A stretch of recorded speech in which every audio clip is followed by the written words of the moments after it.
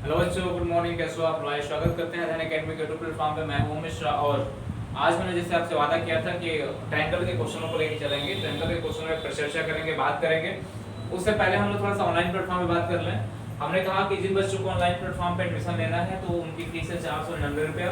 Offline हम लोग खुलने वाली है, 16 तारीख से बैच बनने वाला है। भाई जिनका रजिस्ट्रेशन नहीं हुआ करा लें। ऑफलाइन क्यों फायदा होगा आपको? ऑफलाइन 499 जमा करने के बाद फायदा आपको ये होगा कि जो आपका रिवीजन बैच चल रहा है ना, रिवीजन चलता रहेगा आपका। एसएससी आप पढ़ोगे, दरोगा पढ़ोगे, लेखपाल पढ़ोगे, एसएससी जीडी पढ़ोगे, पीईटी पढ़ोगे, यानी इसी 499 में सारे कोर्सेज आपको अवेलेबल रहेंगे। बस आपको करना क्या है, बस आपको एडमिशन लेना हो। कितना देंगे? 499 रुपये फी पे करके आपको एडमिशन लेना है। पांच कैटेगरी है, पांचों कैटेगरी में किसी एक कैटेगरी को आप चुन सकते हो और अपना ऑफलाइन क्लास के साथ साथ ऑनलाइन क्लास भी आप लोग कंटिन्यू कर सकते हो। मैंने कहा ना कि ऑफलाइन क्लास जैसे पढ़ रहे हो तो ऑनलाइन क्लास से फायदा क्या होगा कि आप रिवीजन करते रहो उस चीज़ों को, आप बेहतर बनने का प्रयास करोगे। तो हमने कहा कि एडमिशन कहाँ पे लेना है मेरे दोस्त? एडमिशन लेना है इस नंबर पे। एडमिशन इस नंबर पे लेना है मेरे दोस्त। नंबर है हमारा, ये नंबर है, ध्यान दीजिएगा। ये नंबर है 8299643920। ये नंबर है हमारा। इस नंबर पे आप एडमिशन ले सकते हो। और जैसे आपने इस नंबर पे आपने फोन पे पेटीएम किया, उसके बाद से आप इस नंबर पे 9935585777 नंबर पे आप क्या करोगे? स्क्रीनशॉट दोगे। सर मुझे एसएससी पढ़ना है, दरोगा पढ़ना है, लेखपाल पढ़ना है, एसएससी पढ़ना है, पीईटी पढ़ना है, कौन सा सेगमेंट को देखना है, आप एडमिशन ले लोगे। बाकी किसी भी तरीके से कोई दिक्कत हो रही है आपको तो अध्ययन एकेडमी आपके साथ खड़ी है। और आपके साथ जो नए बच्चे हैं जो चाहते हैं अध्ययन एकेडमी से जुड़ना चाहते हैं तो उनको लेके आइए, एडमिशन दिलाइए। सबका स्वागत है अध्ययन एकेडमी में। और बच्चों को लेके आइए। 16 तारीख से क्लासेस शुरू होने वाली हैं। पीईटी स्पेशल शुरू होगा, यानी सब चीज़ आपका स्पेशल होने वाला है। बस आप मेरे साथ सहयोग करते रहिए। चलिए आज ही हम लोग शुरू करते हैं अपने टॉपिक को। जैसे बहुत ज़्यादा बात तो नहीं करेंगे, टॉपिक यानी हम क्वेश्चनों के सिलसिला को आगे बढ़ाएंगे। कोशिश ये रहेगी कि हम लोग क्वेश्चन को ज़्यादा से ज़्यादा फोकस करें। आज भाई हम लोग बात करने वाले हैं आज के ट्रायंगल पे, बात करने वाले हैं ट्रायंगल पे क्वेश्चनों पे। ट्रायंगल के क्वेश्चन में बात करने वाले हैं। आज का प्रश्न जो है एसएससी सीजन 2014 में पूछा गया। एक प्रश्न जो है एसएससी सीजन 2014 में पूछा गया, बोला है कि एक त्रिभुज एबीसी में एंगल ए और एंगल बी बराबर 20 डिग्री है, एंगल B माइनस C बराबर 32 डिग्री हो तो एंगल A का मान कितना होगा? एंगल A की वैल्यू पूछा हुआ है। तो मैं जानता हूँ मेरे भाई कि एंगल A की वैल्यू बात करेंगे तो हम कह सकते हैं कि एंगल A आप प्लस एंगल B आप प्लस एंगल C बराबर 180 डिग्री होता है। होता है कि नहीं होता है? यानी तीनों की वैल्यू 180 डिग्री होती है। इतना तो कंफर्म है सबको? तीनों की वैल्यू कितनी होती है? 180। अगर हम लोग बेसिक तरीके से करें तो बेसिक में हम कराएंगे, बेसिक कराएंगे आपको। हमने कहा कि angle A minus angle B बराबर कितना दे रखा हुआ? एंगल बी बराबर दे रखा है 20 डिग्री। हमने कहा कि एंगल बी और माइनस एंगल सी बराबर दे रखा है कितना हमारा? 32 डिग्री। कितना दे रखा हुआ? हमने कहा दोनों इक्वेशन को जोड़ने का प्रयास करो, जोड़ दो। यहाँ पे एंगल ए बचेगा, यहाँ पे जोड़ोगे आप लोग तो ये प्लस माइनस माइनस हो जाएगा, कट जाएगा। ये आपका क्या हो जाएगा? एंगल माइनस एंगल सी हो जाएगा। क्या हो जाएगा मेरे दोस्त? यहाँ पे माइनस एंगल सी हो जाएगा। माइनस एंगल सी बराबर हो जाएगा, जोड़ेगा तो कितना होगा? 52 डिग्री। ये कितना हो जाएगा? 52 डिग्री, यानी 52 हो जाएगा। अब मुझे ये करना है कि एंगल बी और एंगल सी और तीनों यहाँ पे लाना है, तो एंगल ए की वैल्यू बात करके हमने कहा कि अगर देखा जाए सपोज दैट कि यहाँ पे अगर मैं कहूँ एंगल ए है और एंगल ए की वैल्यू निकालनी है मुझे, तो यहाँ पे एंगल आ जाए। पहले समीकरण को यहाँ फिर जोड़ते हैं। हमने कहा angle A minus angle C sorry B बराबर कितना डिग्री है? 20 डिग्री है। फिर इसमें जोड़ दो एक बार, ये हो गया 2 एंगल ए जोड़ोगे तो ये कितना होगा? प्लस माइनस माइनस हो जाएगा। एंगल बी यानी हो जाएगा हमारा एंगल बी और माइनस एंगल सी बराबर हो जाएगा 72 डिग्री। कितना हो जाएगा? 72 डिग्री। ये हो जाएगा ना मेरे दोस्त, ये होगा 72 डिग्री। अब इसको लाओ आप। हमने कहा angle A plus angle B plus angle C बराबर 180 डिग्री। हमने कहा अभी तीनों को जोड़ दो तो 3 एंगल ए बराबर 3 angle A plus minus cut जाएगा, इक्वल टू जोड़ेगा तो कितना होगा भाई? ये 2 हो जाएगा, 8 7 15 हो जाएगा, 200 कितना होगा, 52 हो जाएगा। ए होगा 252 डिग्री होगा। एंगल 3A बराबर 252 डिग्री। हमने कहा कि एंगल ए की वैल्यू कितनी हो जाएगी, 252 डिवाइड बाई कितना हो जाएगा 3, 3 8 24 और कितना बचेगा 12 3 12 84 डिग्री, कितना हो जाएगा 84 डिग्री। यानी ऑप्शन कौन सा है और हमारा 84 डिग्री। आई होप डेट समझ में आ गया होगा। इन तरह क्वेश्चन कई सेगमेंट्स बनाए जाते हैं, कई सेगमेंट्स बनाए जाते हैं। कभी कभी सिंपल पहले एक क्वेश्चन में सॉल्व हो जाता है, बहुत से क्वेश्चन होते हैं कि पहले एक क्वेश्चन में सॉल्व नहीं होता, दूसरे क्वेश्चन को जोड़ना पड़ता है। बाकी कई ऐसे क्वेश्चन जब प्रश्न होते हैं तो कई ऐसे क्वेश्चन होते हैं जो पहले क्वेश्चन में ही सॉल्व हो जाते हैं, पहले क्वेश्चन में हमको वैल्यू मिल जाता है। लेकिन यहाँ पे ऐसा था नहीं तो मुझे दोनों क्वेश्चन एक बार जोड़ना पड़ा। आ जाओ भाई, क्वेश्चन नंबर 2 हमारा क्या कह रहा है। क्वेश्चन नंबर 2 कह रहा है कि एक रेखाखंड में 3 बिंदु, एक रेखाखंड में कितने बिंदु हैं, 3 बिंदु हैं ए ओ बी। आज और रेखाखंड बनाने का प्रयास करते हैं। हमने क्या, एक रेखाखंड मेरा हो गया, हमने कहा ए हो गया, यहाँ पे एक बिंदु है ओ, यहाँ पे एक बिंदु है बी, ठीक, यहाँ पे बिंदु कितना है बी। अब कह रहा है कि सी एक ऐसी बिंदु है जो ए ओ पर नहीं है, यानी सी एक बिंदु है जो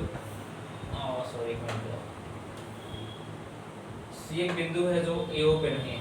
तो हम कह रहे हैं कि सी मान लो इस पे ए ओ पे नहीं है, ए ओ बी पर नहीं है। जैसे यदि ए ओ सी बराबर 40 डिग्री, ए ओ सी बराबर 40 डिग्री, थोड़ा गड़बड़ हो गया क्योंकि पूरा पूरा 90 आ रहा है, कोई दिक्कत नहीं। फिगर क्वेश्चन पूरा पढ़ के तब फिगर बनाना है, प्रयास करना। बोल रहा है कि थोड़ा पहले पूरा क्वेश्चन पढ़ लिया जाए। कह रहा है कि एक रेखाखंड में 3 बिंदु ए ओ बी है।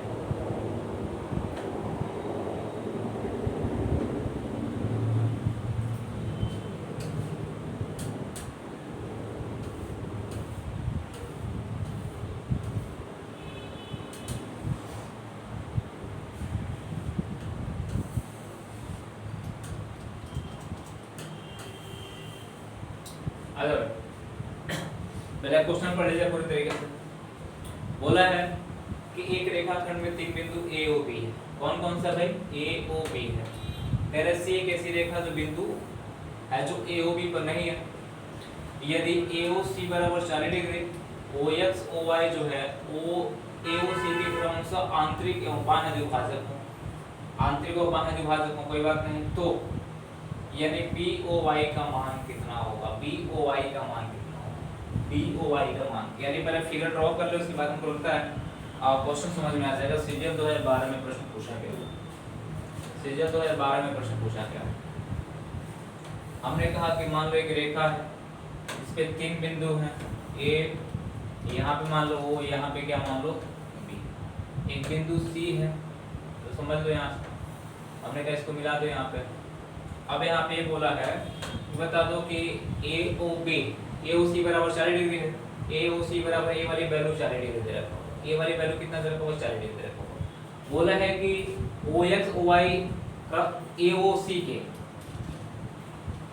ओ एक्स ओ वाई ए ओ सी क्रम से आंतरिक और बाह्य, ओ एक्स जो है आंतरिक है और ए क्या है बाह्य है, ओ एक्स हो गया और ओ वाई हो गया, बस इतना ध्यान रखना। क्वेश्चन कंप्लीट हो गया। विभाजक है तो बी ओ वाई का मान, एंगल बी ओ वाई का मान ज्ञात करना है, बी ओ वाई का मान ज्ञात करना है। तो आ जाओ भाई बी ओ वाई का मान करना है। हमने कहा 40 से तो हमारा ये 20 हो जाएगा और 20 हो जाएगा। आंतरिक विभाजक का मतलब आधा आधा बांटेगा।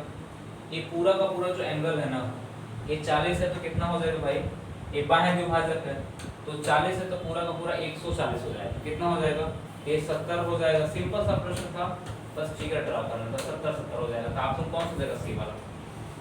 भाई 140 और 40 180 होता है, एक रेखा की तरफ का कोण कितना होता है 180 होता है। सिंपल सा अगर फिगर ड्रॉ कर लेगा तो हमको लगता है चीजें आसान हो जाती है। चलो आज क्वेश्चन नंबर 3 पे चर्चा करते हैं। क्वेश्चन नंबर 3 हमारा क्या कह रहा है, कह रहा है कि किसी त्रिभुज की भुजाएं क्रमशः 9 सेंटीमीटर 11 सेंटीमीटर और कितनी है 15 सेंटीमीटर। 9 11 और 15 सेंटीमीटर। सबसे बड़ी भुजा के सामने वाला कोण कितना होगा, सबसे बड़ी भुजा के सामने वाला कोण होगा।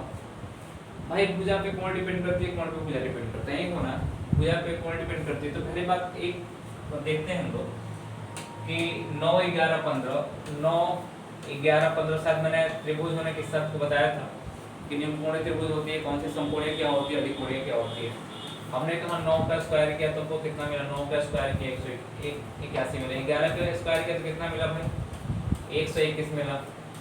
हमने कहा 15 का स्क्वायर किया तो कितना मिला, 225 मिला, 225 मिला। अगर आप जान लो, बात को समझ लेना, इन दोनों छोटे भुजाओं के वर्गों का योग इनसे अगर बड़ा हो तो हो जाएगा 2, 8 2 कितना होगा 10, 1 1 कितना होगा, ठीक। दोनों छोटे भुजाओं के वर्गों का योग 225 से क्या है, छोटा है ना। जब छोटा होगा तो कौन सा बनेगा, अधिक कोण बनेगा। मैंने आपसे बोला था कि दो छोटे भुजाओं के वर्गों का योग तीसरी बड़ी भुजा के वर्ग से अगर बड़ी हो तो न्यून कोण बनेगा। दो छोटी भुजाओं के वर्गों का योग तीसरी बड़ी भुजा के वर्ग के बराबर हो तो समकोण बनेगा।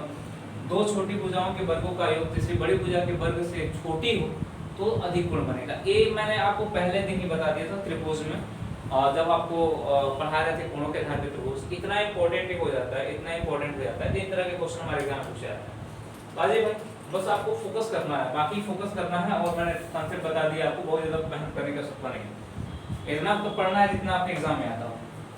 कह रहा है कि त्रिभुज पी क्यू आर में P Q R 10 centimetre, Q R 20 और सेंटीमीटर तथा आर पी 25 सेंटीमीटर, तीनों कोण क्या होंगे। बस सेम क्वेश्चन, पिछला वाला क्वेश्चन सेम दोहरा रहा है। यानी एक 10 है, 20 से 25 है। हमने कहा 10 है, एक 20 है और एक कितना है मेरे भाई 25 है। हमें देखना है कि सम होगा कि न्यून होगा क्या। देखो 10 का स्क्वायर कितना हो जाएगा 100, 10 का स्क्वायर कितना होगा 100, 20 का स्क्वायर कितना भाई 20 का स्क्वायर हो जाएगा हमारा 400, 25 का स्क्वायर कितना होगा 625, कितना हो जाएगा 625। हमने कहा इन दोनों को अगर ऐड करोगे तो कितना आ रहा है 500 आ रहा है। दोनों को ऐड करो कितना आ रहा है, दो छोटी भुजाओं के वर्गों का योग 500 आ रहा है, यानी बड़ी भुजा से छोटी है। तो हम कह सकते हैं Q होगा अधिक कोण। यानी क्या होगा, अगर हम बात करते हैं यहाँ पे फिगर बना लेते हैं। तो हमने कहा एक फिगर बना दिया। तो हमने कहा कि मान लो कि एक पी क्यू बराबर 10 सेंटीमीटर, इसको 10 मान लेते हैं। एक पी क्यू और आर, हमने कहा 10 मान लिया, इसको कितना मान लिया, क्यू आर बराबर 20 सेंटीमीटर और आर पी बराबर कितना है 25 सेंटीमीटर मान लिया मैंने, त्रिभुज बना दिया। अब यहाँ पे बात करते हैं, ऑप्शन आते तीनों कोण न्यून कोण होंगे, जो कि सत्य नहीं है। क्योंकि भाई तीनों कोण न्यून कोण कब होते हैं, जब छोटी भुजाओं के वर्गों का एक तीसरी बड़ी भुजा के वर्ग से क्या होता है, बड़ा होता है तो न्यून कोण होते हैं। कह रहा है कि P अधिक कोण तथा शेष न्यून कोण होगा। P अधिक कोण होगा और शेष न्यून कोण होगा। P अधिक कोण तो होगा नहीं, यानी P अधिक कोण नहीं होगा, Q अधिक कोण होगा, ठीक ना। यानी ऑप्शन डी जो है Q अधिक कोण होगा तथा शेष न्यून कोण होगा। आप कहोगे कि सर अगर मैं यहाँ पे P बना दूं, यहाँ पे P बना दूं, नहीं भाई, P Q R का ऑप्शन चल रहा है, P बना दोगे, यहाँ पे P बना दोगे तो जो हमारा त्रिभुज दिया है ना पी क्यू आर का ऑप्शन, यानी जिस हिसाब से दिया है पी क्यू आर, ऐसे त्रिभुज चलता है। ऐसा नहीं कि यहाँ से गणना शुरू करते हैं, यहाँ पी क्यू तक जब तक स्पेशल नहीं दिया होता है कि संपूर्ण आपका पी होगा तो तब तक नहीं कर, तब तक यहाँ से एक शीर्ष बिंदु इसको लेंगे, दूसरा इसको लेंगे, तीसरा इसको लेंगे, ऐसे चलेंगे आप। तो क्यू अधिक कोण होगा, शेष क्या होंगे न्यून कोण होंगे। आ जाओ भाई, प्रश्न वैसे मिल रहे हैं जैसे मैंने पढ़ाया था, जैसे मैंने पढ़ाया था वैसे ही प्रश्न आपको मिल रहा है। सीजीएल 2012 का प्रश्न है, कहाँ का प्रश्न है, सीजीएल 2012 में पूछा गया था प्रश्न। कह रहा है कि त्रिभुज एबीसी जो है, ये त्रिभुज जो हमारा एबीसी है, एक त्रिभुज एबीसी की भुजा डी तक बढ़ाई गई, एक त्रिभुज एबीसी की भुजा डी तक बढ़ाई गई है। यदि एंगल एसीडी बराबर 108 डिग्री हो तो और एंगल बी बराबर हाफ एंगल ए हो, तो एंगल ए का मान कितना होगा, एंगल ए की वैल्यू कितनी होगी। अब आ जाओ, प्रश्न अच्छा पूछ रहा है। हमने कहा एक त्रिभुज मेरे पास है, हमने कहा एक त्रिभुज मेरे पास है ए बी सी, अब बी सी को बढ़ाया गया डी तक। अब बोला है कि ए सी डी की वैल्यू जो है, इसकी वैल्यू दे रखा है 108 डिग्री। कितना दे रखा है 108 डिग्री, 108 डिग्री। तो मैं आपको थोड़ा सा यहाँ पर कंफर्म करना चाहता हूँ कि एंगल बी और एंगल ए, यानी कोई त्रिभुज आपके पास हो, मैंने त्रिभुज बना दिया यहाँ पे। हमने कहा जो बाएं कोण है, तो ये आपका मान लीजिए ए हो गया, ए बी हो गया और सी हो गया। तो हम कह सकते हैं इसका मान angle A plus angle B के बराबर होता है। ये वाली वैल्यू जो होती है किसके बराबर होती है, एंगल बी ए प्लस एंगल बी के बराबर होता है। इधर जो बाहर है ना, इसकी वैल्यू होगी angle A plus angle C के बराबर, angle A plus angle C के बराबर, क्योंकि एक रेखा की तरफ का कोण कितना होता है 180 होता है। एक त्रिभुज का अंतः कोणों का मान 180 होता है। तो बीसी ए बी को रख लिया और सी को रख लिया तो 180 हो जाएगा। तो वही पैटर्न चलता है यहाँ पे, तो कोई दिक्कत नहीं, यहाँ पे बहुत ज़्यादा परेशान होने की जरूरत नहीं। हमने कहा कि यहाँ पे जो क्वेश्चन हमसे पूछा होगा, और एक क्वेश्चन एक से और दे रखा होगा यहाँ पे, वो क्या दे रखा होगा मेरे दोस्त, देख ध्यान देना। वो दे रखा होगा एंगल बी बराबर एंगल बी बराबर हाफ एंगल ए, यानी एंगल बी जो है ए के आधा है, एंगल बी क्या है, ए के आधा है। तो हमने कहा कि इसको अगर मानते हैं सपोज दैट इसको हम लोग थीटा मान लेते हैं इसको, तो इसको थीटा बाई कितना मानना पड़ेगा, 2 कितना मानना पड़ेगा। हमने कहा थीटा प्लस थीटा बाई 2 बराबर हमारा कितना दे रखा है, 108 डिग्री दे रखा है। अगर एलसीएम लेते हैं तो ये आपका हो जाएगा 2 थीटा यानी 3 थीटा हो जाएगा, 3 थीटा बराबर 108 गुना कितना होगा, 216 हो जाएगा। हमने कहा थीटा बराबर कितना हो जाएगा, गड़बड़ हो गया क्या, सही है, 3 से 21 3 गुना 100 72 डिग्री आ गया। थीटा बराबर कितना के 72, यानी इसकी वैल्यू आपकी 72 होगी, तो इसकी वैल्यू आपकी कितनी होगी 36 डिग्री होगी। दोनों को जोड़ने पे कितना मिला 108 डिग्री। चलिए अगला प्रश्न आपका बढ़िया प्रश्न है। एक त्रिभुज एबीसी से एक त्रिभुज एबीसी जो है सी पर समकोण, देखो सी पर समकोणी यदि सी से एबी पर लंब की लंबाई p है और एबीसी भुजाएं हो तो इनमें कौन से कथन सत्य है, कौन से कथन सत्य होगा। लंब की लंबाई मतलब ऊंचाई की बात कर रहा है। अभी मैंने आपको कल ही पढ़ाया था कि ऊंचाइयों का प्रतिच्छेदन बिंदु लंब केंद्र कहलाता है। ऊंचाइयों का प्रतिच्छेदन बिंदु क्या कहलाता है, लंब केंद्र। हमने कहा एक संपूर्ण त्रिभुज दे रखा हुआ है यहाँ पे और बोला है सी पर समकोण, ये जो सी है इस पे समकोण है और उसको हम लोग ए मान ले, इसको बी मान ले, जो भी मान लेते हैं कोई दिक्कत। कह रहा है कि लंब की लंबाई सी से एबी पर, लंब की लंबाई एबी पर सी से एबी पर लंबाई एक पी है और फिर बोला है कि एक भुजा ए होगा, एक भुजा बी होगा, एक भुजा इसको ए मान लो, इसको बी मान लो, और इसको ए मान लो, इसको बी मान लो, इसको क्या मान लो, सी मान लो। कह रहा है कौन सा कथन सत्य होगा, तो आप जान लो थोड़ा सा कौन सा कथन सत्य होगा। तो मैंने कहा कि एक लेंगे, अगर यहाँ से अगर हम इसको ऊंचाई मानते हैं, ऊंचाई इसको मानेंगे तो आधार हमारा इस ए काम करेगा। कौन काम करेगा, ए वाला आधार का काम करेगा। तो हम कह सकते हैं त्रिभुज एबीसी का क्षेत्रफल, एबीसी का क्षेत्रफल, एबीसी का क्षेत्रफल हो जाएगा हमारा हाफ, भाई ऊंचाई दे रखा हुआ है हाफ पी और सी हो गया। अगर हम लोग ऊंचाई किसको मानते हैं, अगर ध्यान देना, अगर ऊंचाई इसको मानते हैं, अगर ऊंचाई हमारा ए हो गया, ए वाला पैटर्न, तो हमारा जो हाइट होगा, हमारा जो क्या हमारा बेस होगा वो कितना होगा, ए वाला पैटर्न बेस हमारा हो जाएगा। तो हम कर सकते हैं त्रिभुज एबीसी का क्षेत्रफल, यानी दो तरीके से हम लोग याद करेंगे, ध्यान देना, त्रिभुज एबीसी का क्षेत्रफल दोनों तरीके से सेम आएगा। क्षेत्रफल बराबर कितना होगा, हाफ कितना होगा ए बी, हाफ कितना होगा, करेंगे तो ए बी से भी कट जाएगा, ए बी बराबर पी सी चाहे पी सी बराबर ए बी, यानी ए बी बराबर पी सी या तो पी सी बराबर ए बी, यानी कुछ भी कर सकते हैं। ऑप्शन कौन सा मैच कर रहा है, पी ए बराबर पी बी जो कि गलत, पी सी गलत है, पी बी बराबर सी ए जो कि गलत है, पी सी बराबर ए बी, यानी ऑप्शन सी हमारा क्या है, सही। ऑप्शन सी हमारा क्या हो जाएगा, सही, करेक्ट हो जाएगा। आज अगला प्रश्न हमारा क्या कह रहा है, अगला प्रश्न देख लो 2014 में पूछा गया प्रश्न।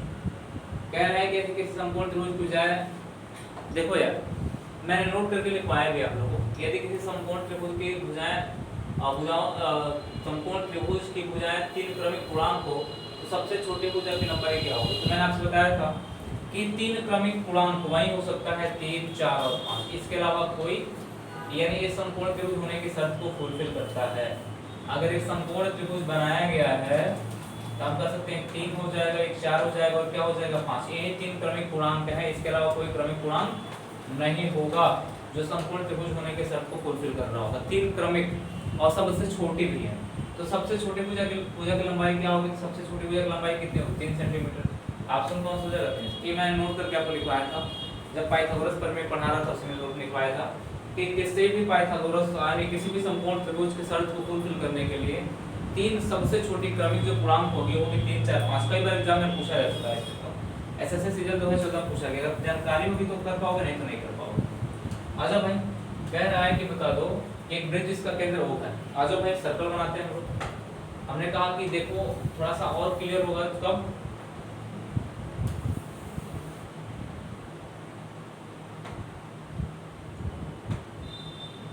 हमने कहा कि सर्कल बना देते हैं यहाँ पे, हमने कहा सर्कल बनाया, हमने कहा कि जिसका केंद्र O है, जिसका केंद्र क्या है O है, जिसका केंद्र O मान लेते हैं हम, कह रहा है ए बी और सी डी जो असमान जीवाएं एक दूसरे को पी पर काटती हैं। मैंने कहा कि असमान जीवाएं एक दूसरे को पी पे काटती हैं, एक दूसरे के कहाँ पे काटती हैं, एक पॉइंट है इसको पी पे काटते हैं। तो हमसे बोला गया कि बता दो, ए मान लो एक त्रिभुज हो गया, ए आपका त्रिभुज हो गया, कह रहा है कि काटती है तो त्रिभुज A B C, A B है, ए सी है, स्कूटी मान लेते हैं, ए बी सी और ए डी बी और डी पी बी यानी समान होंगे समरूप होंगे कि क्या होंगे इसमें बता दो। क्षेत्रफल में समान होंगे, सर्वांगसम होंगे, इसमें से कोई नहीं होगा। तो मैं बता दूं कि इसमें से जैसे क्या होता है कि जब त्रिभुज की बात करते हैं हम लोग, जब एक दूसरे को काटते हैं, ए वाला एंगल जो होगा, ए वाला एंगल आपस में क्या हो जाता है, बराबर होता है। अब भुजाएं के बहुत ही समानुपाती हो जाती है, भुजाएं के बहुत ही समानुपाती हो जाती है। तो इस गुण को अपनाते हैं सर्वांगसम, इस गुण को अपनाते हैं सर्वांगसम त्रिभुज को अपनाते हैं। जब भुजाएं क्या हो जाती है, समानुपाती, सॉरी यार ये समरूप त्रिभुज हो जाते हैं। क्या हो जाते हैं, जब भुजाएं समानुपाती हो जाती हैं तो किस त्रिभुज को, यानी एक कोण हमारा बराबर हो जाए, भुजाएं समानुपाती हो जाए, तो ये समरूप त्रिभुज होने की शर्त को फुलफिल करती हैं। तो जब आपसे जब क्वेश्चन पूछा जाएगा, मैं आपको इसको क्लियर कर दूंगा। तो जब सर्कल पढ़ाऊंगा तो क्लियर कर दूंगा कि जब एक सर्कल में दो जीवाएं एक दूसरे को क्रॉस करती हूँ, जब सर्कल में दो भुजाएं जो होती हैं, दो जीवाएं जो हों एक दूसरे को क्रॉस करती है किसी बिंदु पे, और उससे जो त्रिभुज बनता है दोनों समरूप होते हैं। क्या होता है, समरूप होते हैं। इसको याद रखो। आ जाओ, अगला क्वेश्चन 9 नंबर का प्रश्न है, मैथ्स एसएससी सीजन में 2015 में पूछा गया। मैथ्स 2015 में पूछा गया, बोला क्या गया है कि त्रिभुज एबीसी का परिकेंद्र है। एबीसी का परिकेंद्र क्या है, ओ जो है त्रिभुज एबीसी का परिकेंद्र है। त्रिभुज के अंदर पड़ता है ओबीसी और एबीसी किसके बराबर होगा। आ जाओ भाई, पहले फिगर ड्रॉ करते हैं, परिकेंद्र देखते हैं। परिकेंद्र मैंने कभी पढ़ाया था आप लोगों को, मैंने कहा एक त्रिभुज मैंने यहाँ बनाया, एक त्रिभुज यहाँ मैंने ड्रॉ कर दिया। अब यहाँ पे करते हैं कि परिकेंद्र की बात करते हैं। हमने कहा कि आ जाओ परिकेंद्र समझते हो आप लोग, ये आपका ए हो गया, बी हो गया और क्या हो गया, सी हो गया। मैंने आपके परिकेंद्र में बताया था कि ये वाला जो पूरा एंगल होगा, ये वाला पूरा एंगल जो होगा ये इसके दोगुना होगा। यानी मैंने कहा कि इसको ए मान लेते हैं, एंगल बी ओ सी बराबर और 2 एंगल ए होता है, इतना होता है। मैंने बताया था कल पढ़ाया भी था इसको। अब यहाँ पे होता है, बता दो कि डिग्री पूछा, कुछ वैल्यू दिया नहीं है, तो ए भी आपका एंगल ए हो जाएगा, ए भी आपका एंगल ए हो जाएगा। क्यों हो जाएगा, क्योंकि ये आपका भुजाएं जो होगी बराबर हो जाएंगी। क्यों भुजाएं बराबर, क्योंकि त्रिज्या का काम कर रही हैं। जब मान लो कि यहाँ पे मैंने क्या कर दिया, सर्कल ड्रॉ कर दिया, तो त्रिज्याएं काम करेंगी, भुजाएं हमारी क्या होंगी, बराबर हो गई। जब भुजाएं बराबर हो गई हमारे, अब बात करते हैं एंगल ये हो गया, एंगल हो गया। और हमने कहा कि जब इस एंगल, जब ये वाले एंगल की बात करें, इसको ये दोनों आधा आधा हो जाएंगे, ये दोनों क्या हो जाएंगे, आधा आधा हो जाएंगे। यानी मतलब इसका मतलब ये है कि 2 एंगल ए, यानी 2 एंगल ए आप प्लस, यानी हम बात करते हैं किसको, इसको डी मान लेते हैं, B O D, angle B O D आप plus angle D O C, angle D O C बराबर 180 होगा, 180 होगा।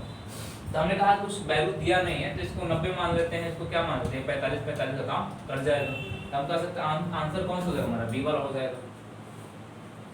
चलिए क्वेश्चन नंबर हमारा 10 क्या कह रहा है, ये फिगर ड्रॉ हुआ है लेकिन कोई बात नहीं। बोला है कि निम्न चित्र में रेखाखंड एडी त्रिभुज एबीसी के ए के आर्धक हैं। यानी आर्धक का मतलब ये हो रहा है कि ये एंगल को क्या कर रहा है, दो भागों में बांट रहा है। एंगल को क्या कर रहा है, दो भागों में बांट रहा है। इसको ए मान लो, इसको बी मान लो, इसको क्या मान लो, सी मान लो, इसको क्या मान लो, डी मान लो। कह रहा है कि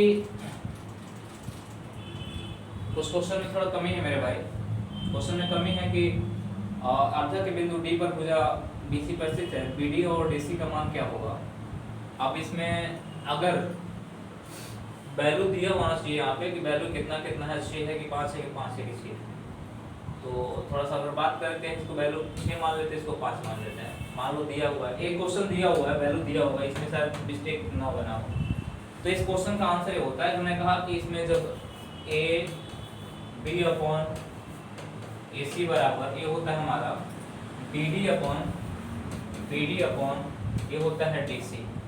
ये थ्योरम यूज होता है, कब ये होता है, जब एक कोण अर्धक हो, यानी जब अर्धक का कोण एक अर्धक हो, यानी जब ये अर्धक की बात कर रहा हो, जब ये अर्धक की बात कर रहा हो, ये कोई जरूरी नहीं होता है कि दोनों भुजाएं BD और DC बराबर होंगे, ऐसे कोई जरूरी नहीं है, लेकिन एक थ्योरम यूज होता है, यानी भुजाओं का गुणनफल आपस में, यानी विपरीत भुजाओं का गुणनफल आपस में क्या होता है, बराबर होता है। हमने कहा AB अपॉन AC बराबर BD अपॉन कितना हो जाएगा DC।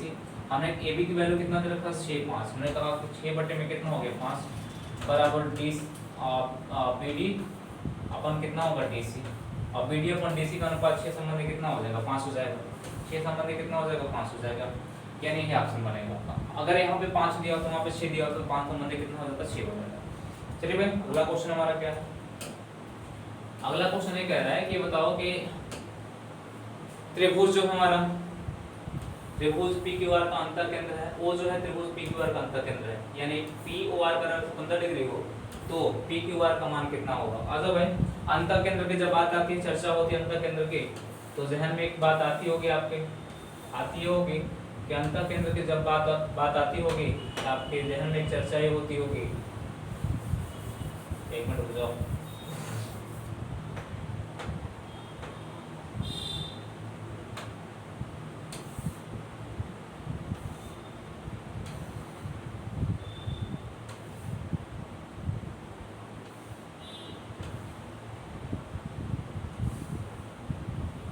आ जाओ।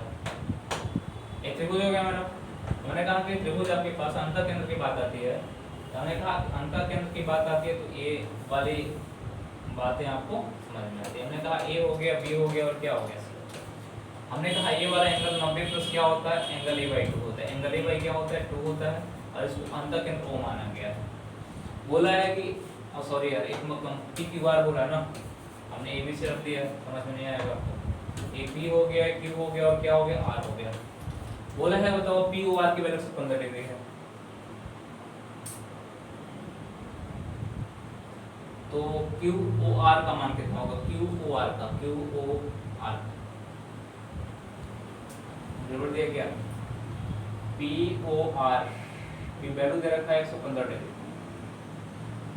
तो हमसे बोला है कि बताओ तो एंगल POR की वैल्यू 115 डिग्री रखा हुआ है, इसकी वैल्यू दे रखा है अपन 115 डिग्री, इसकी वैल्यू 115 डिग्री दे रखा हुआ, चलो कोई बात नहीं, 115 डिग्री दे रखा हुआ है। बोला है कि कोण PQR का मान कितना होगा, PQR का मान पूछा है, PQR का मान पूछा है, PQR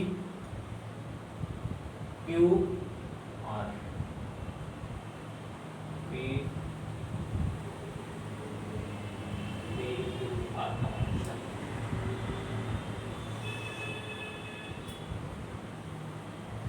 हमको लग रहा है थोड़ा सा डेटा, हमको लगता है डेटा तो सही है, बस क्वेश्चन बनाने का जो इसका प्रक्रिया है थोड़ा सा गड़बड़ है। गड़बड़ क्या है मैं बता रहा हूँ थोड़ा सा। ये जो कह रहा है कि त्रिभुज PQR का अंतःकेंद्र O है, वो सही है, कोई दिक्कत नहीं है, इसको हम O मान लेते हैं, इसको O मान लेते हैं।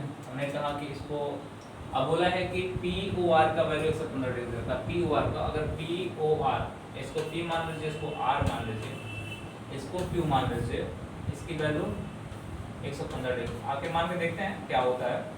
नहीं होगा तो हम लोग क्या करेंगे, कह रहा है कि PQR का मान कितना होगा, PQR का मान पूछा है, PQR आप सही है, यानी PQR का मान पूछा है, कोई बात नहीं। हमने कहा 115 डिग्री होता है और 90 प्लस Q/2 के बराबर होगा, ये 115 डिग्री होगा। कितना डिग्री होगा, 115 डिग्री हो जाएगा। हमने कहा कितना हो जाएगा मेरे भाई, अगर देखा जाए तो 180 प्लस ये हो जाएगा हमारा 180 प्लस इधर क्यूब हो जाएगा, बराबर कितना होगा, 15 गुना 230 हो जाएगा, 200 कितना होगा 30 हो जाएगा, तो क्यू बराबर कितना होगा 230 माइनस 180 बराबर हो जाएगा कितना 50 डिग्री, कितना हो जाएगा 50 डिग्री, यानी ऑप्शन कौन सा हो जाएगा हमारा सी वाला हो जाएगा। थोड़ा सा क्या था कि ये इधर से इधर लिख गया था, क्योंकि जब तक फिगर आपका ड्रॉ नहीं हो जाएगा तब तक चीजें आप आसानी से कर नहीं सकते। ये 12 नंबर का प्रश्न है, कह रहा है कि त्रिभुज PQR में PD एक माध्यिका है। आ जाओ भाई एक त्रिभुज बनाते हैं हम लोग, एक त्रिभुज है, यानी इसको बोला है PQR बोला है, और PD जो है माध्यिका काम कर रही है, किसका काम कर रहा है, माध्यिका काम कर रही है। कह रहा है PG बराबर 24 सेंटीमीटर, G केंद्रक है, G क्या है, केंद्रक है। कह रहा है कि बता दो हमसे कि G केंद्रक है तो PD की लंबाई क्या होगी, पीजी की लंबाई कितना दे रखा हुआ, पीजी की लंबाई कितना दे रखा, 24 दे रखा हुआ, 24 दे रखा हुआ। तो आपको मैंने बताया था कि जब माध्यिका शब्द का प्रयोग हो तो केंद्रक दो संबंध एक के अनुपात में बांटती है। तो ये 2 हो जाता है और कितना हो जाता है, 1 हो जाता है, 24 हो जाएगा। तो जी और डी की वैल्यू कितनी हो जाएगी, 12 हो जाएगी। 12 24 को जोड़ेंगे, 12 प्लस 24 को जोड़ेंगे, 12 24 कितना होगा, 36 हो जाएगा। आपका आंसर कितना होगा, 36 से आपका आंसर हो जाएगा। आंसर आपका कौन सा बन गया, बी वाला आपका आंसर बन गया। चलिए आज का लास्ट क्वेश्चन जो हमारा है 13 नंबर आपके लिए है। ये आप होमवर्क करके मुझे बताओगे इस क्वेश्चन का आंसर कितना होगा। ये आपके लिए HW है, आपके लिए होमवर्क है, बोला है कि जेबीसी में AB बराबर AC, BC को D तक बढ़ाया जाता है, ठीक ना। रेखा A से एक बिंदु A से AB को समांतर सरल रेखा EF है। इस प्रकार के निम्न चतुर्भुज EC और DF विचार कीजिए। क्वेश्चन थोड़ा सा अच्छा है, बड़ा है, एक बार कोशिश करिएगा, नहीं आएगा तो कल इसको बताएंगे हम। चलिए भाई आज के लिए क्लास इतनी खत्म करते हैं, कल मिलेंगे फिर से इसी के श्रृंखला में। अगर आपको क्वेश्चन समझ में नहीं आता है तो कल हमसे पूछ लीजिएगा, कल इस क्वेश्चन को हम बता देंगे। लेकिन कोशिश करिएगा, आप लोगों के पास 12 घंटे का टाइम है, कोशिश करिएगा जरूर कि 10 मिनट टाइम इस क्वेश्चन पे निकालिएगा, निकाल के इसको बनाने का प्रयास करिएगा। कोशिश करिएगा क्वेश्चन आपसे बन जाए, क्योंकि अगर क्वेश्चन आपसे बन गया, आप खुद अपने मन से बनाओगे, ये क्वेश्चन आपका दोस्त बन जाएगा और कभी जिंदगी में भूलेगा नहीं। चलिए मिलते हैं कल, लाइक शेयर कमेंट करते रहना। और 16 तारीख सब याद रखना भाई, 16 तारीख को हमारी कोचिंग ओपन हो रही है, जिनको आना है आ सकते हैं, और जो पुराने फीस जमा किए हैं उनको एक बार मौका मिल रहा है, आ जाए, पढ़ें, किसी प्रकार से कोई दिक्कत ना हो। चलिए धन्यवाद।